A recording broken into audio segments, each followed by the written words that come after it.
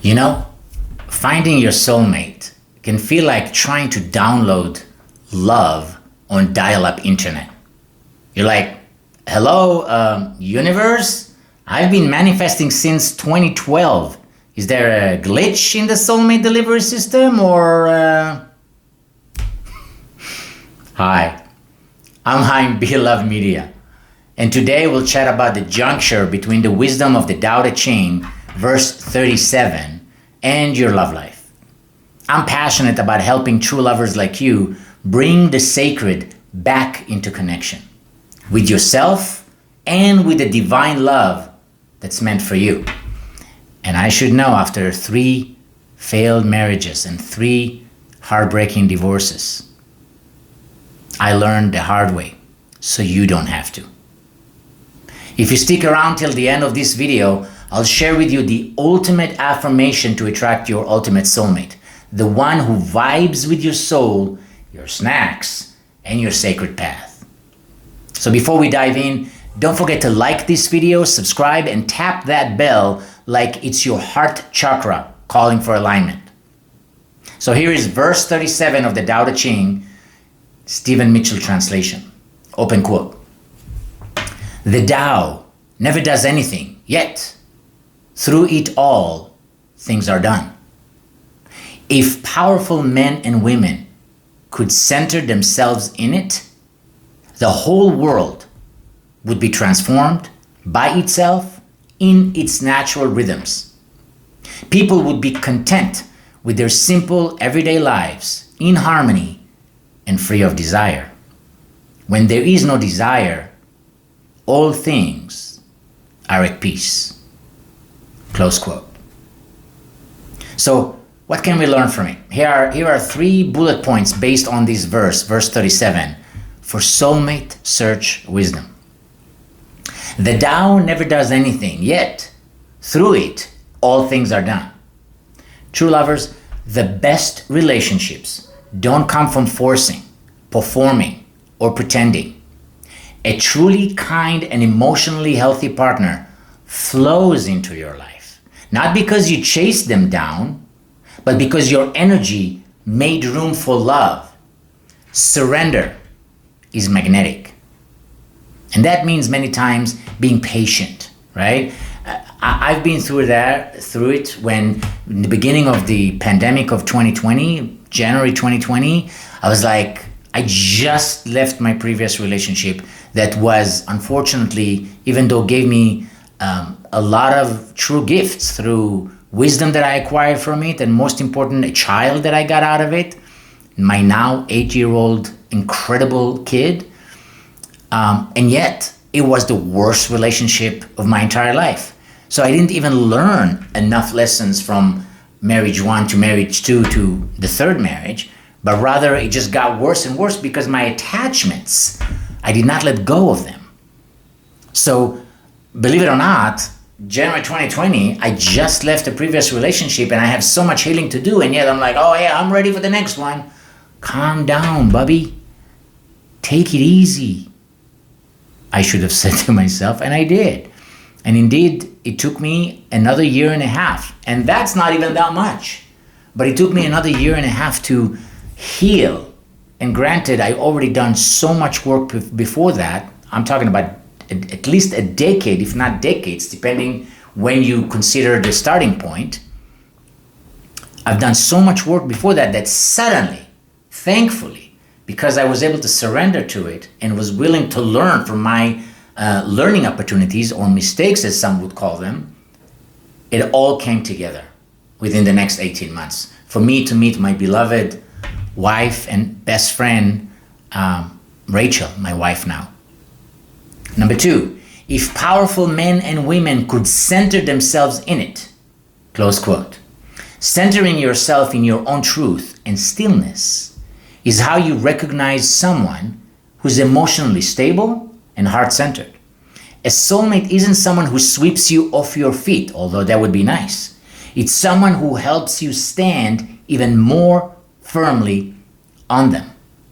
And that is a big one, right? Because those of you who are single and dating, those of you who were single and now kind of maybe still single, but kind of gave it up for a while. Those of you who know what I'm talking about, when you're dating and you're searching, it's so easy to be charmed by the charmers, by the charming ones, by the good-looking ones, by those who have an enticing job or enticing income or a beautiful home, car, you name it, or just good sense of humor.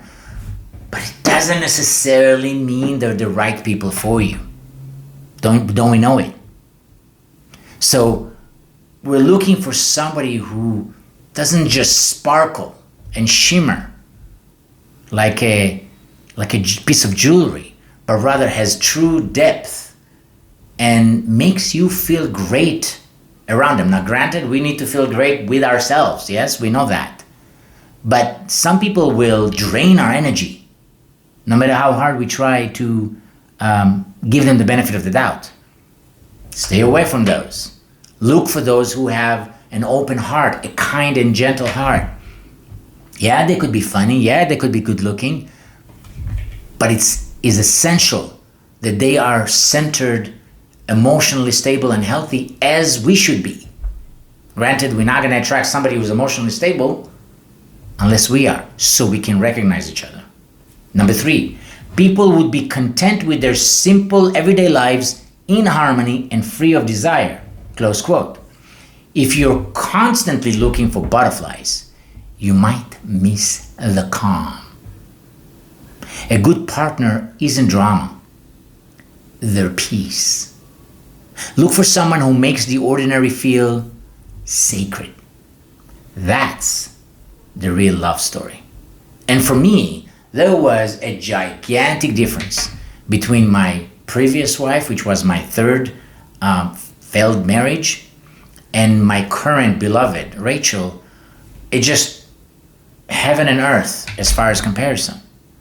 Meaning, the previous one was supposedly funny, was loud, was abrasive, only I chose to look at it as fun at the time because I didn't have the wisdom, I didn't have the tools to notice the red flags. So I saw it as something fun. Sounds familiar for some of you? And yet, the one I'm with now, for the last several years, my beloved, we're talking about somebody who, yeah, she's funny, no problem there. Yeah, she's good looking, that's awesome. But she's gentle, she's kind, she's an amazing listener, an amazing stepmother to our child. So, world of difference. But what was it that helped me, allowed me to attract somebody like that versus the previous manifestation? It was something within me surrendered and was able to center myself in calmness versus the chase after the exhilaration, the excitement, and the superficial.